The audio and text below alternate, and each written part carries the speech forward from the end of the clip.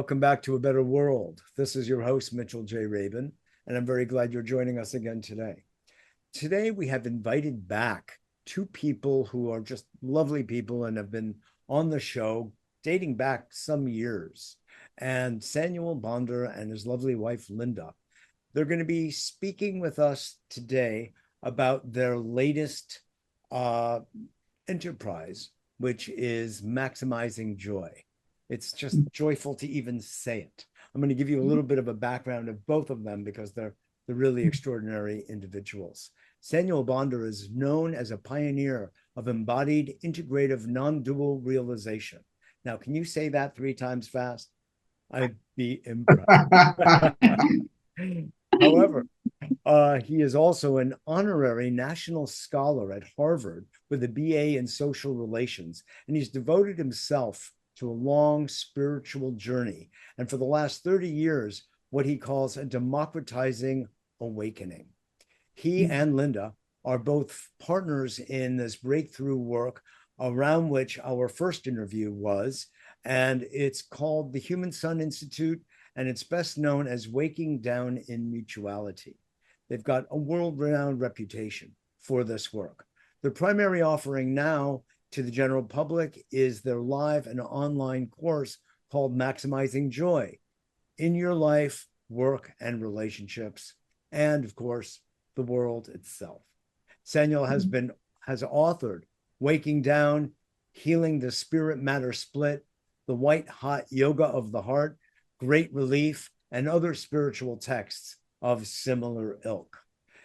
And when we speak about Linda Groves Bonder, well, of all people, she received high-level praise from Ken Wilber, of all people, who is not one to speak so highly of others like he did of Linda, and called her, a quote, a brilliant teacher in her own right.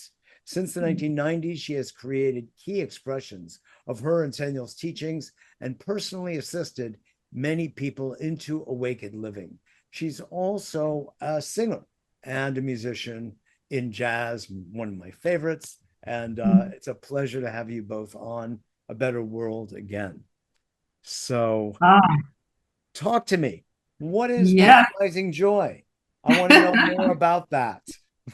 Well, first of all, it's really wonderful to see you and be with you again, Mitchell. Thank you. I was just saying prior to our recording here that it would have been great to be there with you like we were years ago, but yes, here we are today. So talk about for at least this.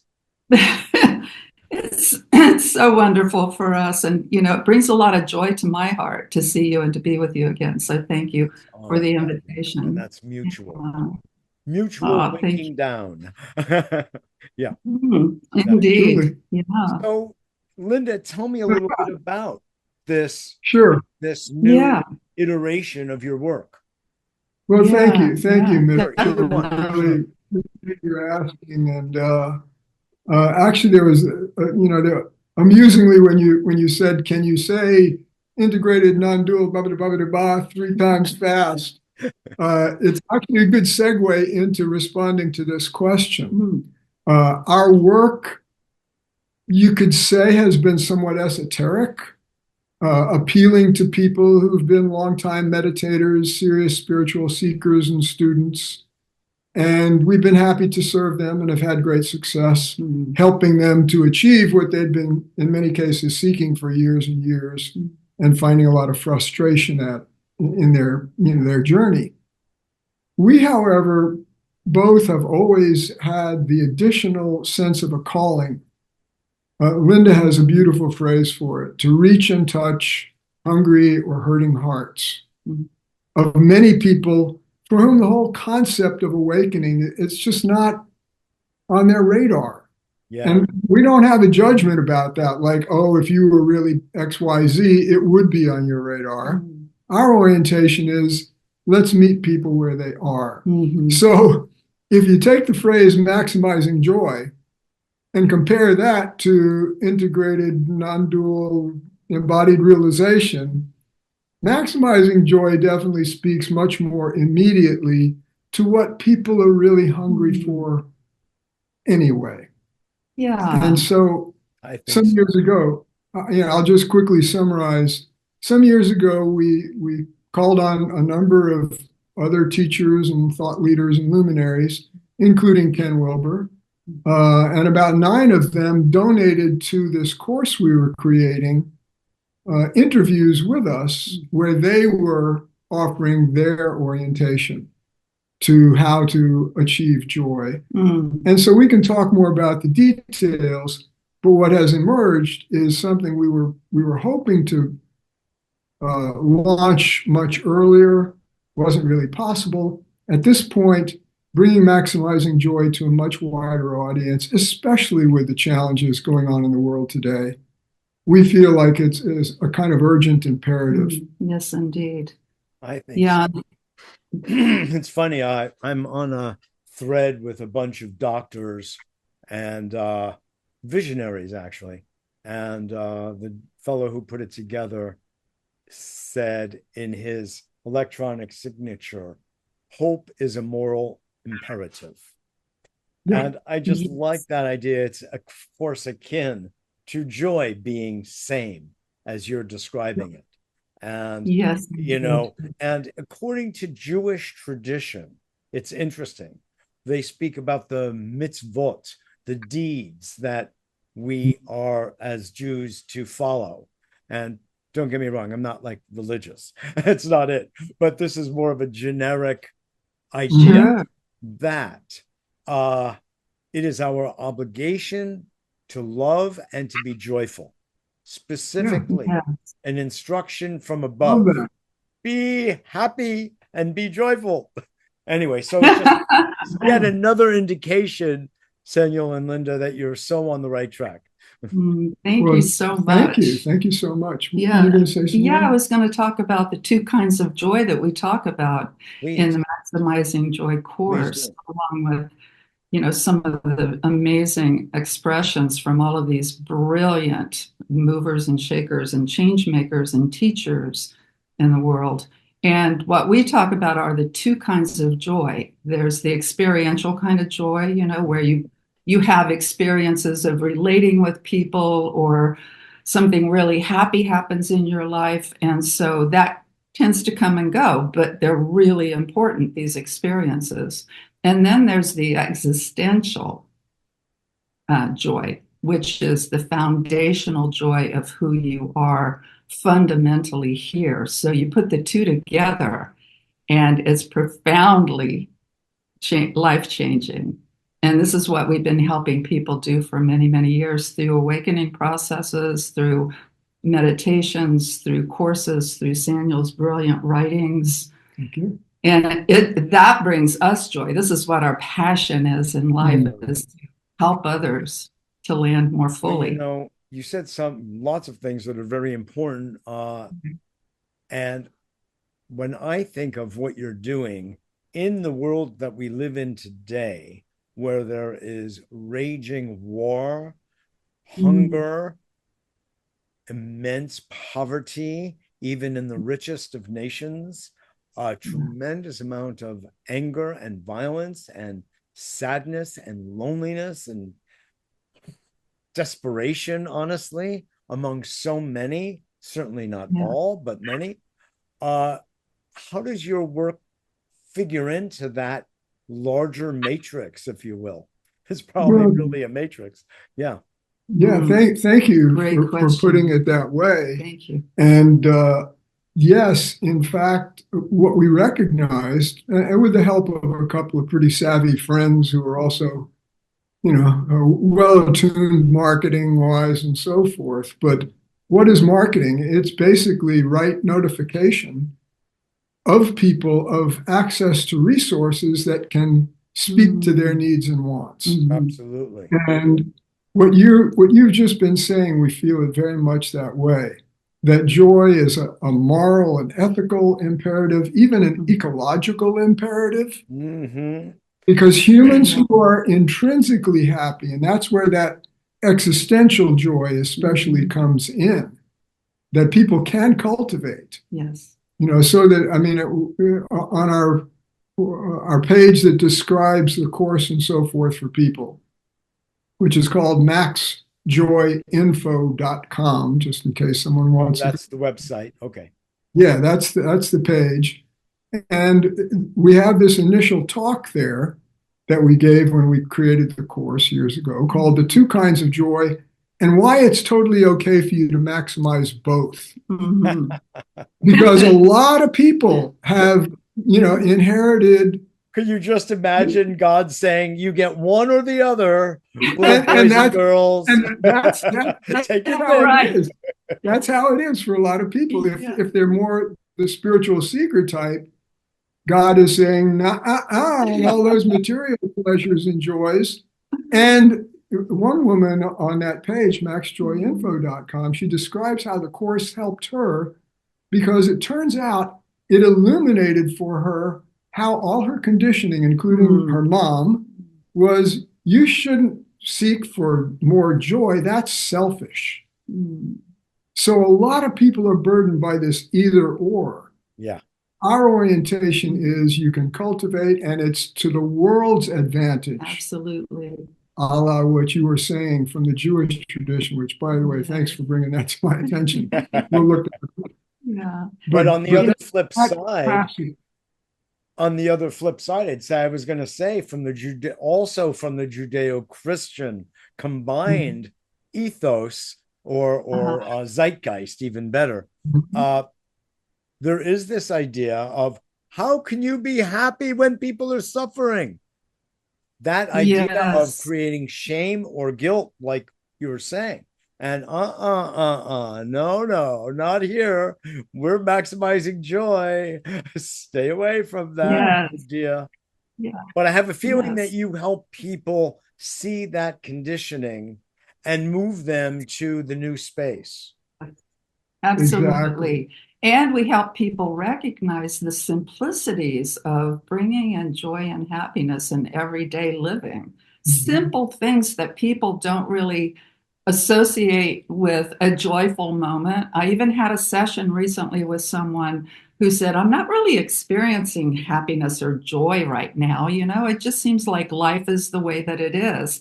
And I'd say, well, give me an example of what life is the way. What happened today? What did you do today? And she started talking about certain things. She went to the store. She had a good connection with a friend. I said, that's joyful right there.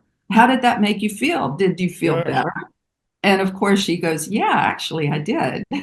And so joy and happiness, even if it seems like it's minimal and it doesn't really matter, it can viral out. It's an energetic that is mysterious, but it actually happens when we all can land more fully and confidently and comfortably in our own skin and be able to share that groundedness and that joy and that peace.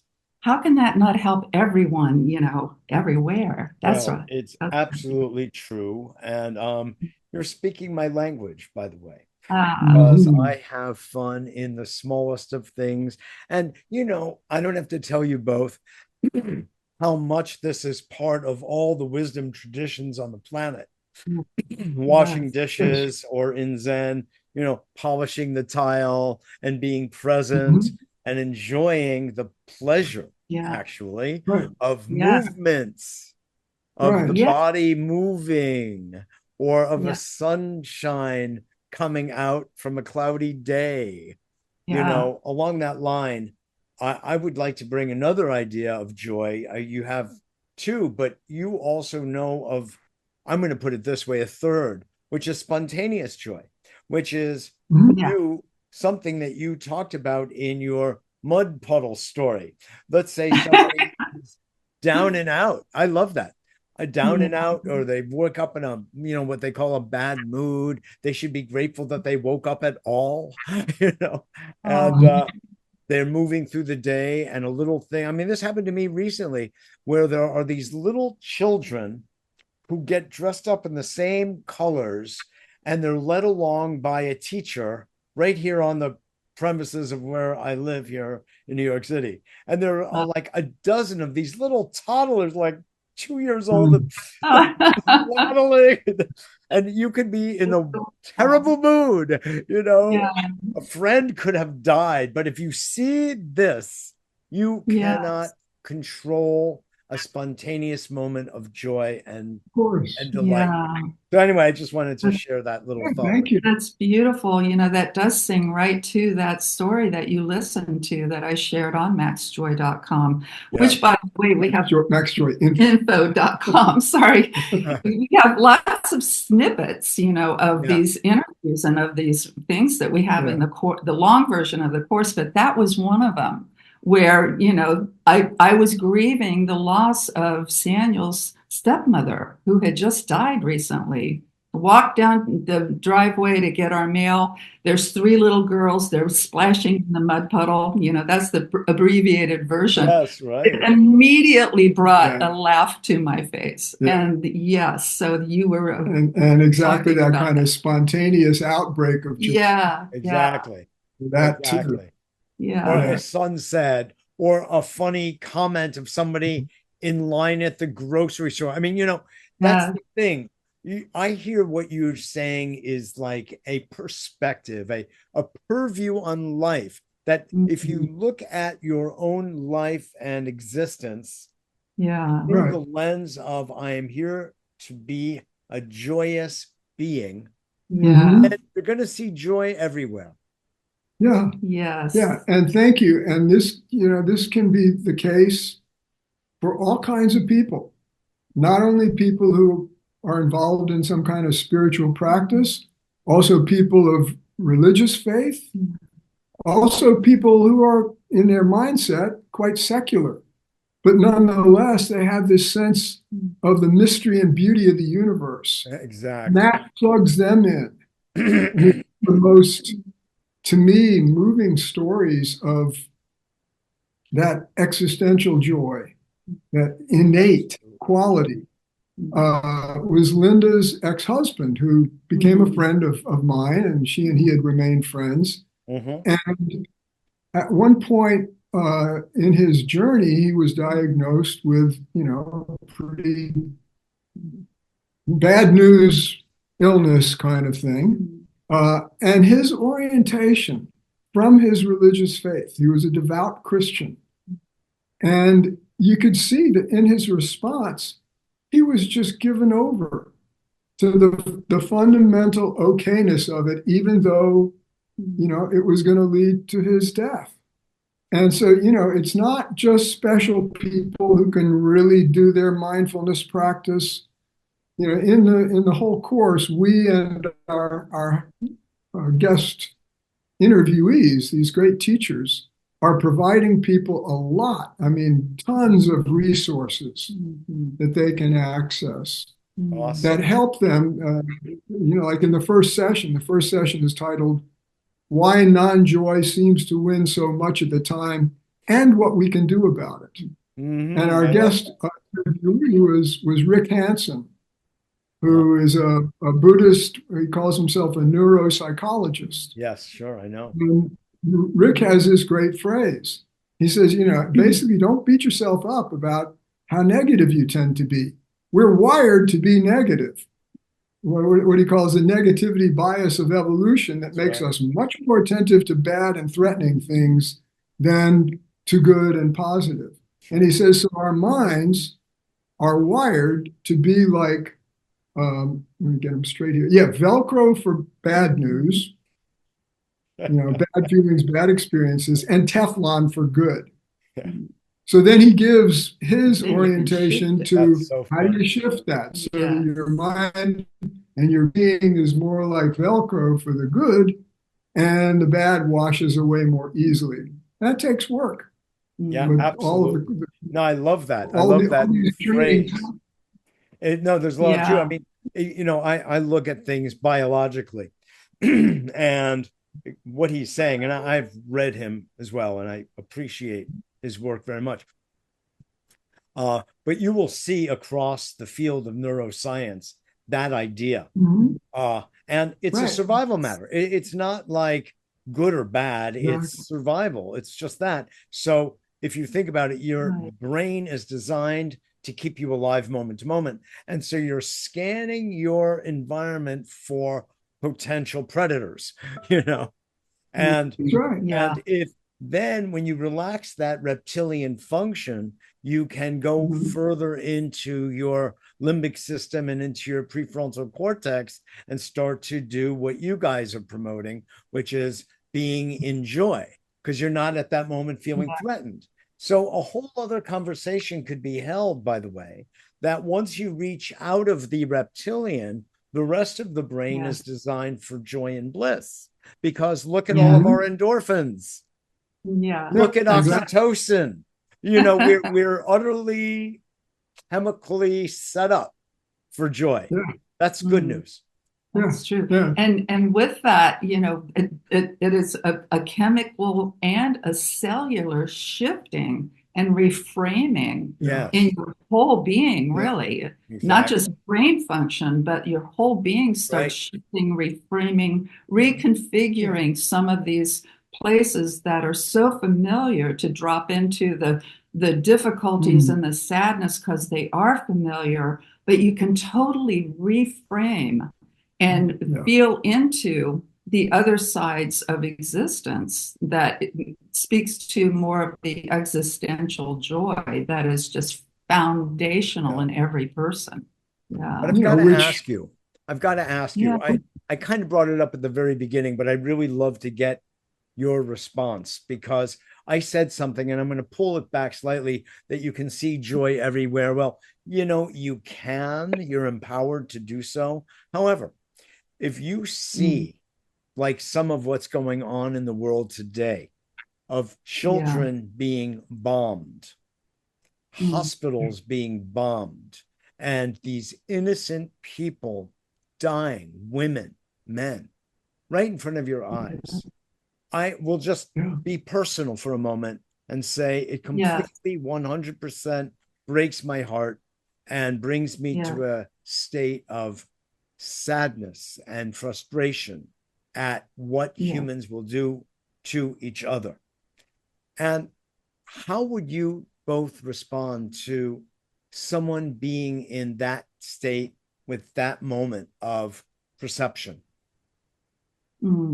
Yeah, thank you. Thank you. Thank you. And that's where I'm really glad you brought this up, because I was just reading someone the other day who was basically saying, if your heart isn't breaking every day, you're not in touch. You're not feeling what's actually going down here. So this is not what they call spiritual bypass. Let's just be happy, Pollyanna-ish and all that. In fact, it takes you to a deeper sensitivity where that vulnerability to the pain of the world and to the pain and sorrow and grief and terror and you name it, that so many people are going through, and so many creatures. And so this kind of joy is a sturdy durability that allows you to really, really feel all that.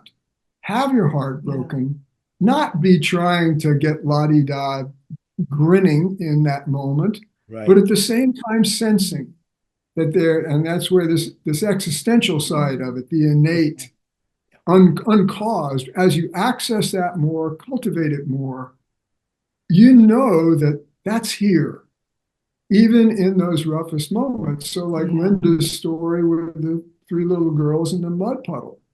I mean, we were both grieving. And that joy coincided with the grief. It didn't replace it and make it go away. And so that simultaneity becomes more and more possible for people. But the strength of that core gets increased over time. And the beautiful strength answer, Linda. The strength of that core is the foundation of who we are, as human beings.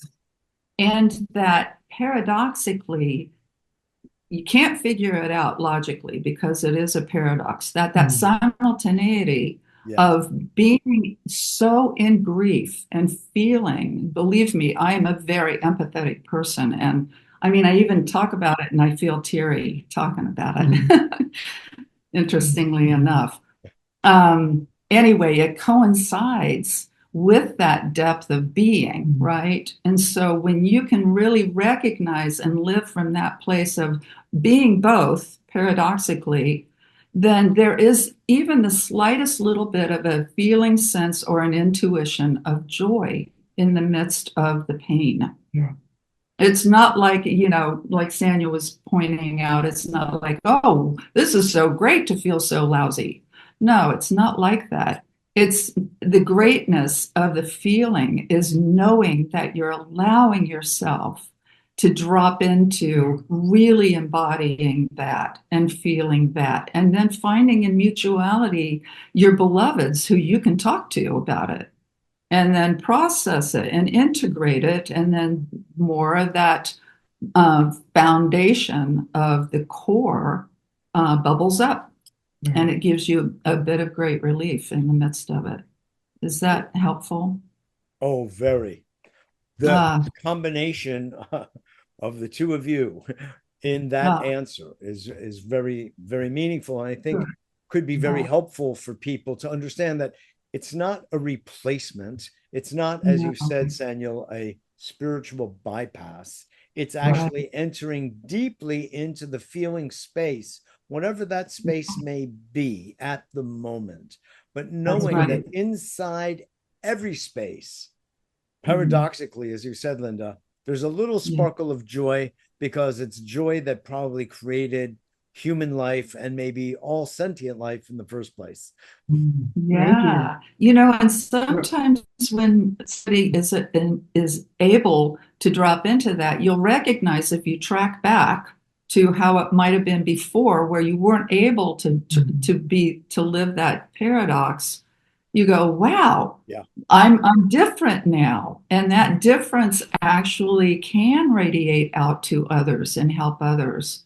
So I wanted to bring that in as well. Yeah, and this might be helpful to add here in terms of our work altogether. Yeah.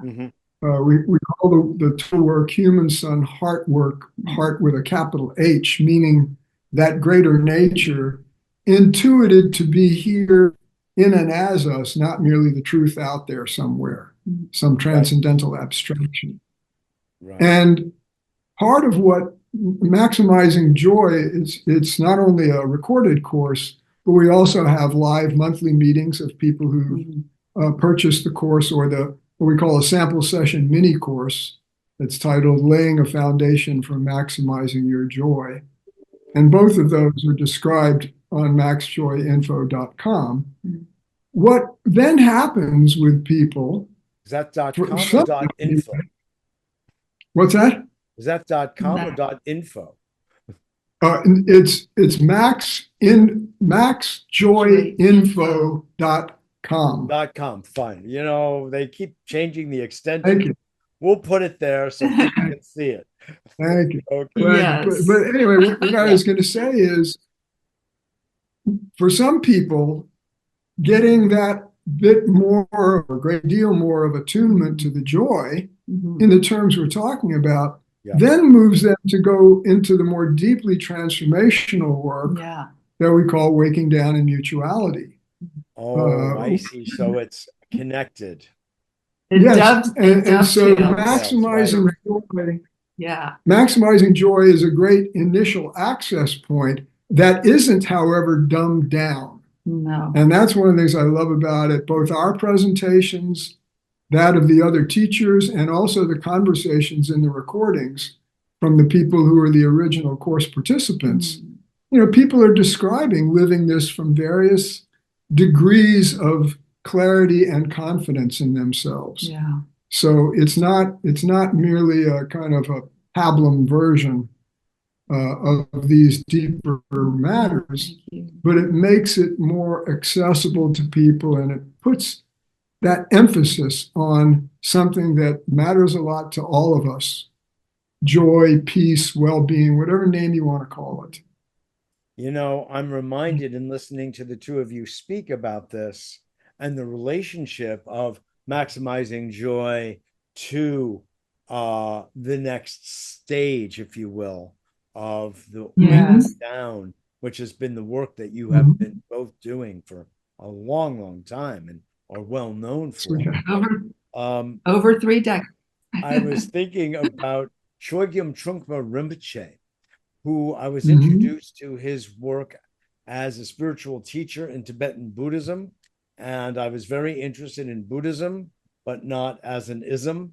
And so it ended up, I don't think he did this because of me, but he did because what I felt was something a lot of people were feeling. And that was a wish to know the wisdom of Tibetan Buddhist teachings without becoming a Buddhist.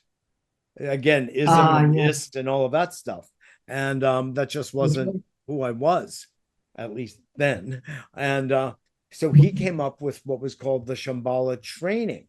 And the first level of it, you guys know, first level of it was called ordinary magic. And it is basically all the things that we are all saying here right now of finding the magic, or in this case, finding the joy in everyday moment to moment existence. And not looking out there, you know, as some kind of, you know, a special event, a shiny object out there, but rather right here, right now, enjoying your breath, for instance, the movement of your hand, you know, little things. And then if someone is interested in the follow-up, deeper work to be found in the Tibetan path, God bless. But so I'm just drawing a little analog here, a little parallel. It's a great analog, and I've used as an analog many times when I went to India in way back 71. I visited various saints and sages and yogis, and they had kind of inner circles of people who were doing very intense transformational work and had signed up for, you know, some challenging trainings. Yeah. But they also, these teachers also had communities of people. And I remember, so touching, I was watching a saint named Kirpal Singh in India. And, you know, he had a meeting out on the lawn near his house, and all these, you know, people were sitting on the ground or folding chairs. And one by one, people from the community would come up and kind of whisper in his ear, and he'd give them a little advice. And it was so moving to me to see that that's the kind of the society of all this. And people deserve to be met where they are. By the way, we've got a Shambhala training office right down the road here in the little town of Sonoma. Really? So, aware of that, Isn't that something? I didn't even know it was still going, but I'm glad that it is. That's wonderful. That's a great story. That's a great story. Well, you know, I think we're out of time, which I rue that reality, but I will remain joyful anyway. Well, we could go on and on and on. I wish we could, but we so easy with the two of you. Thank you, and with you too, Mitchell. Thank you. So we want to let people know, if they want more information and more experiences of what we do in Waking Down in Mutuality, our human sun heart work, maximizing joy. Of course, you can go to sanielandlinda.com. That's our full website. And there is so much. It's a newer website. It's about a year old now, but it's really updated, and some wonderful things on that site as well. So just wanted to mention that. Wonderful. Oh, I wanted you to mention it. That's important.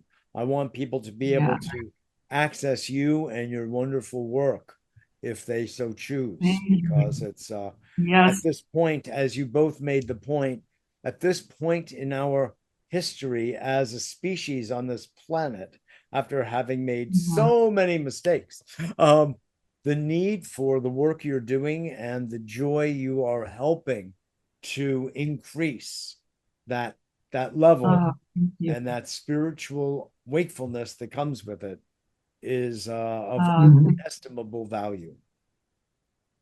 Well, we are looking for more people to do our coaching work with and to help in whatever level or whatever exploration they need to go into.